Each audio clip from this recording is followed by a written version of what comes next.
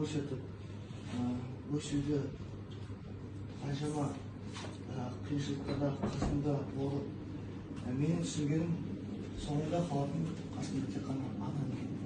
Анажан, меніңізді қатты жақсы көремін. Істеген қателіктерім болса, ренжіген кезде болса, кешірім сұраймын. Шағырмаңына сіз менің жаңа күнсіз. Ең сіз тек қана бақытты өмір сүресіз. Мен сізді қатты жақсы көремін. Ұзақ